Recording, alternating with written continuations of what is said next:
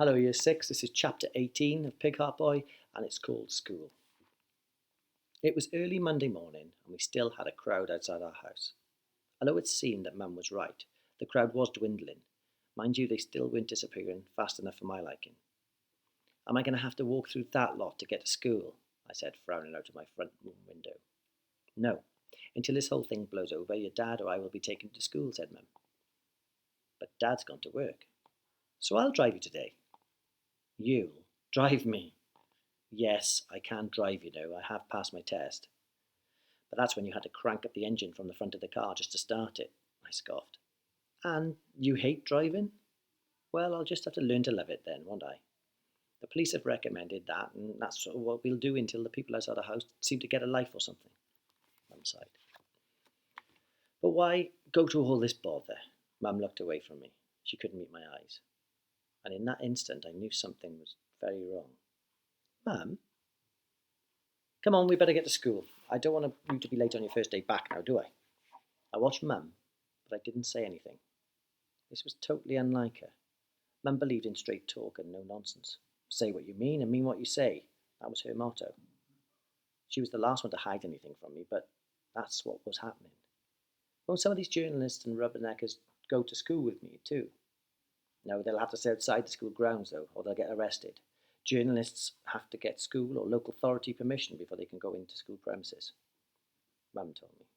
In fact, you'll probably get more privacy at school than you will in this house. But silence again. Are you all right, Mum? I'm fine. What about Alex? Mum patted her pregnant bulge. Alex is fine too. You've given yourself your anti-rejection drugs though, yes? Yes, Mum. And I've taken my tablets and my medicine.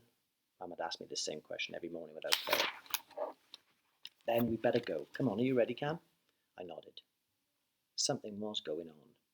The question was, what? I didn't ask Mum what she wasn't going to say, but I was determined to find out. Cameron, how are you? How are you feeling? We saw you on the telly. From the moment I walked into school, I was surrounded by my friends and others who had never even really said a word to me before. Although it was embarrassing, it was strange and kind of nice to be the centre of attention. I just felt special. A couple of kids asked me for my autograph. It was bizarre. I saw you on the telly, Weed. Travis pushed his way through the crowd to stand right in front of me. I was surprised you had the guts. My name's Cameron, not Weed, I told him.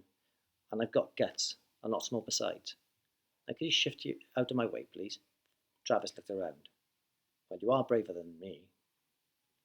I stared at him. That was the last thing I expected him to say. I don't know if I could have done the same thing, he continued. You couldn't, musclehead, I told him without hesitation. Excuse me then. I swept past him with the best royal fashion. The monarchy would have been very proud of me. If Travis thought we could be friends now, he had another thing coming. Not after all the grief he'd given me over the last year. I didn't so much walk, or maybe just allow myself to be swept along to the class by the crowd of people around me. And then I saw him, Marlon.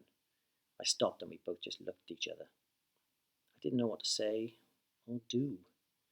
So I said, and I did nothing. I walked past him without a word. Even as I was doing it, I wanted to just stop, go back, say sorry, laugh, and have everything just as it had been before. But then I was angry with myself. Why should I apologise? He was the one who should say sorry, not me.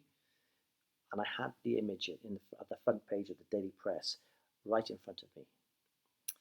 So why was I so upset? By the time Mr. Stewart had arrived, I had so many people around me I couldn't move. Anyone who was not in the class, anyone not in my class can leave now, he bellowed. To be honest, I was glad to see him. All those people surrounding me and asking questions after question after question just made me feel a bit sick, and it felt like I was being pecked to bits. Without ceremony, Mr. Stewart ushered all of those who shouldn't have been in my class out. The noise was deafening, chatter and laughter, and Pete had a couple of prods in the back from Andrew, who sat behind me. I grinned at him and looked around. Glad to be back. There was Julie. She caught me watching her and immediately looked away. Now that I was like everyone else, Julie and I, well, my face was burning. I carried on looking around. I didn't want anyone else to look at me and guess what I was thinking right now. Marlon stood over by the window, just watching me. I hadn't seen him standing there when I'd been surrounded. He waited until the rest of us had all sat at a desk before coming over and sitting next to me as he always did. "Cameron, can I talk to you?" he whispered. I looked directly at him. "What about?" Look, I'm sorry about the newspaper article." "Is that all you've got to say? You're sorry?" Neither of us spoke then, particularly above the whisper. Mr. Stewart was still chucking kids at the class, but I didn't want to attract any attention, or anyone else's for that matter. "What do you want me to say then?" Marlon asked. "You promised you wouldn't tell anyone about my operation, if you remember, Marlon. Now, we can't even get out of our house for the crowds. We can't use our phone because we've got people calling us day and night. We can't even pick our noses in peace without every movement being recorded and analysed by people.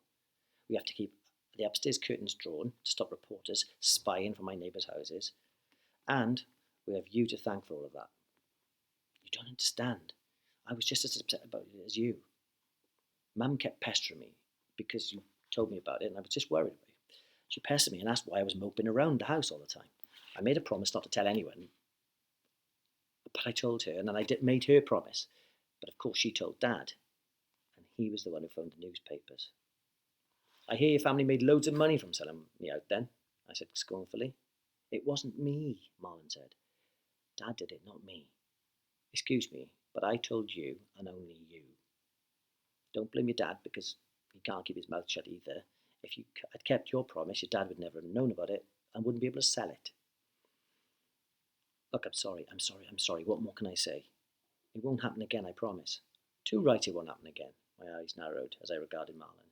You must be nuts to think I'll ever trust you again with another secret. You can trust me. I won't let you down ever again. Read my lips. You won't get the chance. Do you get it?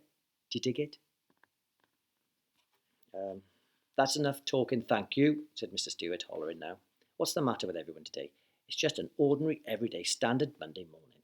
So come on then, let's get on with it. He clapped his hands. Then he looked at me. Please don't ask me to say a few words, I prayed. Please don't. Welcome back, Cameron, Mr. Stewart smiled. Now then, while I take the register, you can get out your maths books. Double maths first thing on a Monday morning. Oh, I love it. I smiled, my thanks towards Mr. Stewart. Thank goodness at this point he hadn't asked me to show myself up again. Here, Cam, Andrew prodded me in the back again. We're going swimming tomorrow afternoon. Do you want to come? Yeah, all right. I'll have to check if it's okay first, I amended.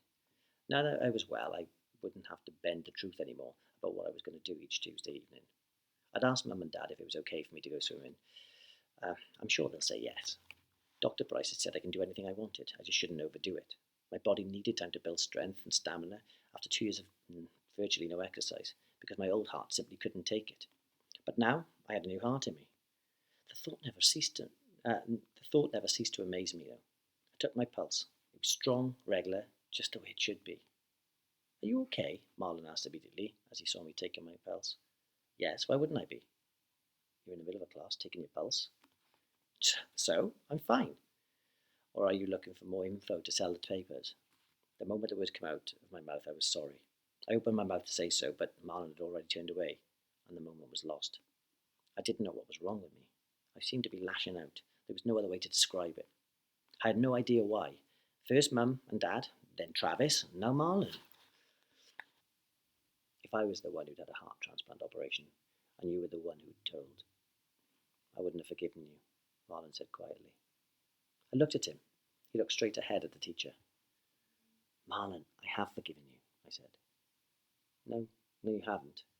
Yes, I have. Marlon looked at me. He just looked. And in that moment I knew that he knew I was lying. He was right as well. In spite of all the things I told myself about forgiving and maybe not forgetting, I knew I hadn't forgiven him yet. Deep inside I was angry. Deep inside I was hurt. For the rest of the double lesson, Marlon and I listened to Mr. Stewart drone on and did the exercise we were meant to do in our maths books. But we didn't say a word to each other. That's something that never ever happened before, and I didn't like it. That's the end of that chapter.